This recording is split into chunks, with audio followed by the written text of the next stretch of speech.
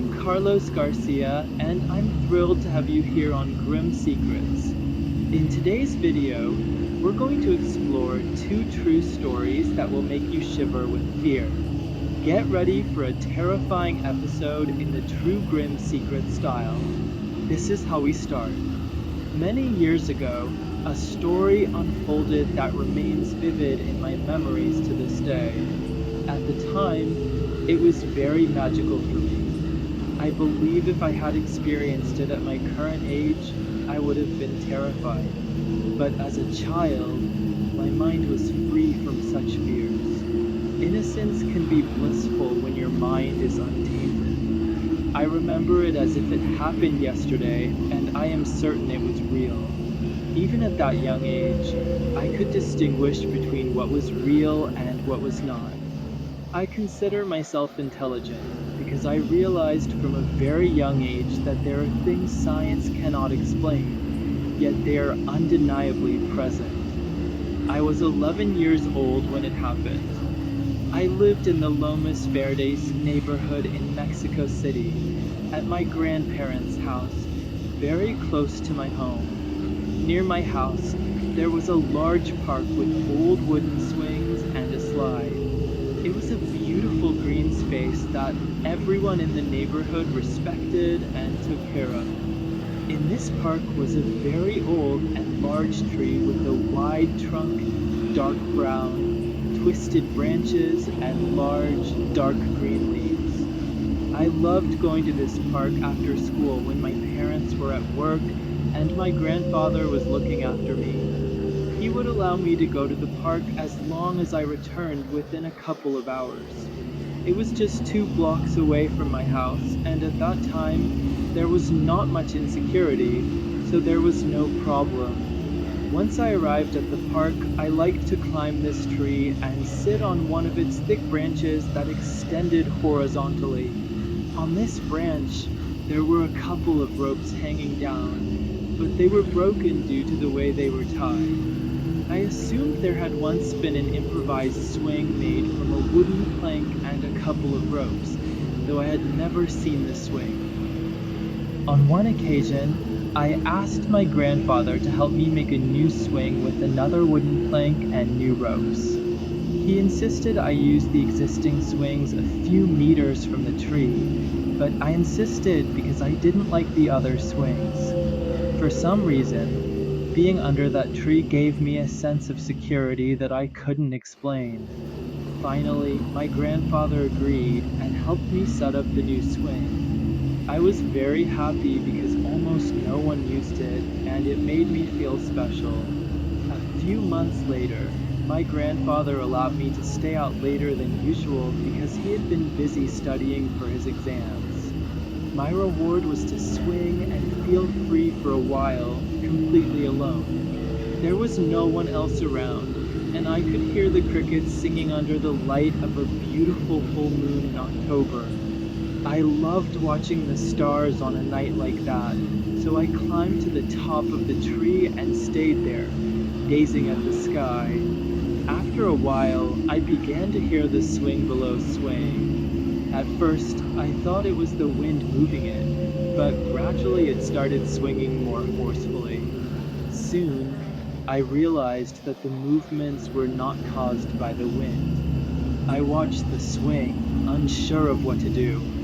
Finally, I decided to go down and get on it to try to find out what was causing the movement. However, when I did, the swing stopped moving.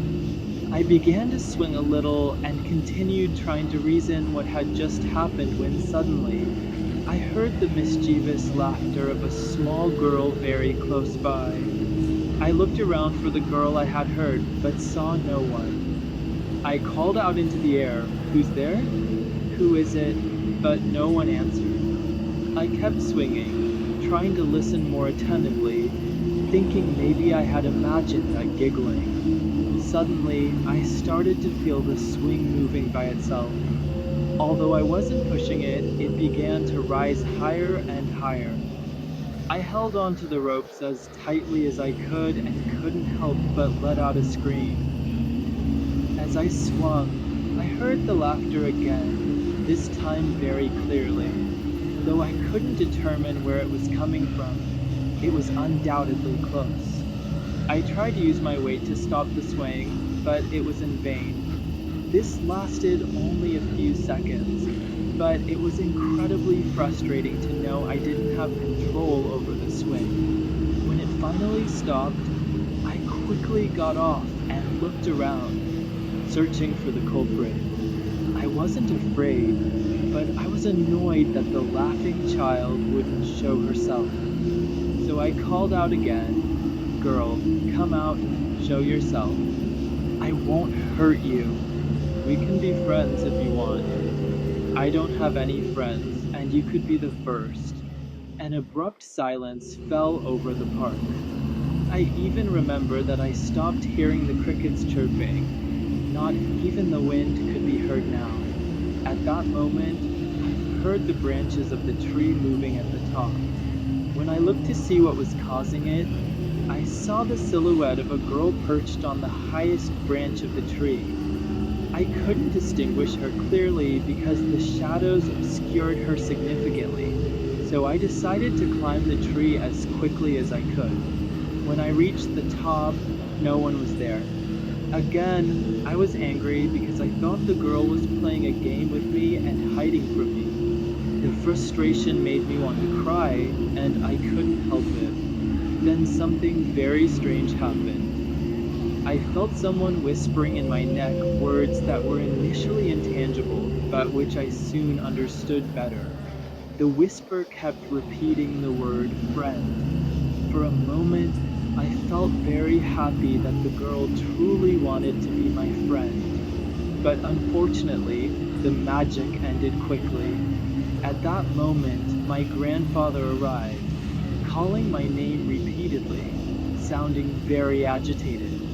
So I climbed down the tree and went to find him. When I found him, he asked why I had taken so long. I really had no answer. After everything that had happened, I hadn't realized how much time had passed, and it seemed to have been much more than I had imagined. It was almost 10 o'clock at night. I went home to sleep, but I couldn't stop thinking about that girl in the tree, who I was sure would be waiting for me the next day. So I decided to go back at the same time the following day. However, no matter how much I tried to call her, she did not show any sign of her presence. I went back for several days hoping she would appear again, but she never did. I never saw or heard the girl again, despite my numerous visits. However, a few years later, I met some neighbors who became my friends, and we would go to the park daily to play. It was then that one of them told me she had heard the girl in the tree once, and her sister said she had also seen her on another occasion. It couldn't be a coincidence that all of us had seen and heard the same thing in that place. Later, I met other neighbors who had become friends with my parents. They were an elderly couple who were very kind and told us they had lived in that neighborhood for over 50 years. So I decided to ask them if they had ever heard or seen a girl in the park's tree, and their answer surprised me greatly.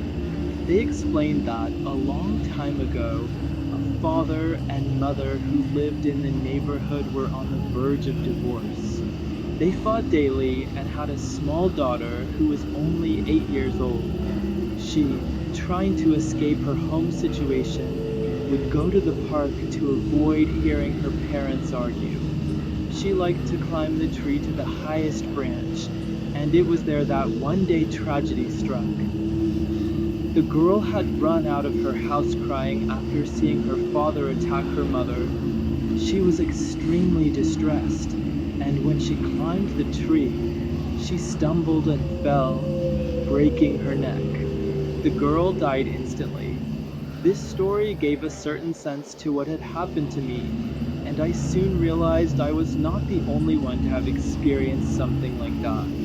Many children who played in that park had witnessed and lived through similar experiences. As I said, to this day, The memory remains very vivid for me, and it made me wonder many times if that girl, who is no longer of this world, was perhaps just looking for friends to play with.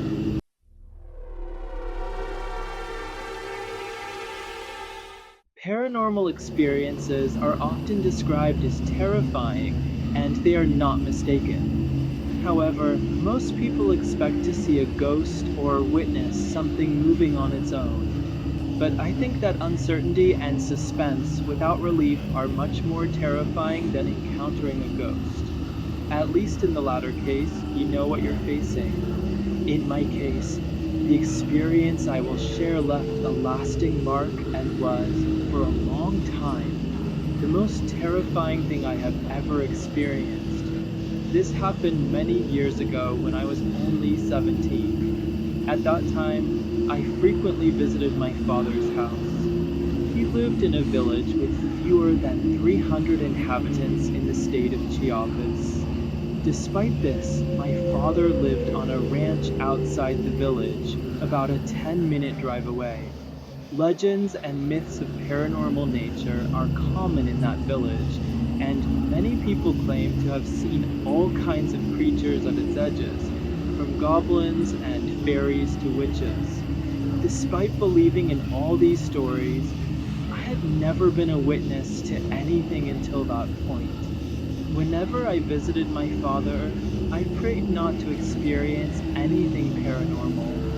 His house lacked electricity, and this made me particularly fond of his ranch. Arriving at night made it almost impossible to see anything outside. Besides, fog was quite frequent in that region, making things even worse. On all my visits, I slept in an upstairs room with a tin roof, which made it easy to hear the noises of the night, the sounds of insects, and distant dogs. But one night, something changed. As I lay in bed, the usual nocturnal symphony of insects and distant howls faded into an unsettling silence. The fog outside seemed to press against the windows a thick, impenetrable curtain of gray. Then I heard it, a whispering, almost imperceptible, that seemed to slither through the gaps in the roof. It was a voice, so faint that at first I thought it was my imagination. The whisper grew louder, though, and soon it was clear. It was not speaking words, but rather a chilling chant, rhythmic and hypnotic, as if trying to lure me from my bed. My heart raced as I tried to pinpoint its source. The whispers seemed to come from below, from the darkness shrouding the house. I dared not move, paralyzed by fear. The tin roof began to tremble, and the whispers turned into a cacophony of voices, each more frantic and desperate than the last. Suddenly, the door to my room creaked open by itself, revealing nothing but the oppressive darkness beyond.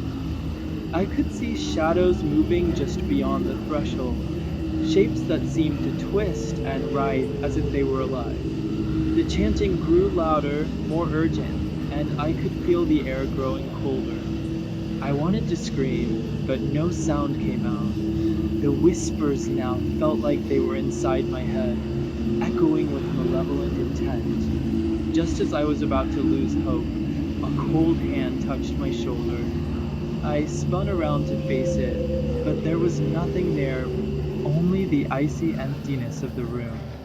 The next morning, I found the room in disarray, as if something had been thrashing about. The fog had lifted, and the village was bathed in the harsh light of day, but the feeling of dread lingered. My father, noticing my pale face and trembling hands, asked if I had had a bad dream. I couldn't bring myself to tell him the truth. I never spent another night alone in that room. The whispers and shadows remained a chilling reminder of that night. To this day, I wonder what entities were trying to reach out to me from the darkness, and why they chose to visit on that fateful night. Did I encounter something truly supernatural, or was it merely my mind unraveling in the oppressive solitude of that fog-shrouded night? You decide, but beware, some secrets are better left undiscovered. I hope you enjoyed these stories as much as I enjoyed sharing them with you. If you liked the video, don't forget to give it a thumbs up and leave me a comment below telling me which story impressed you the most. I'd love to hear your opinion. Also, make sure to subscribe to the channel if you haven't already and hit the notification bell so you don't miss any of our upcoming videos. Thank you for being here and being part of this community. See you in the next episode.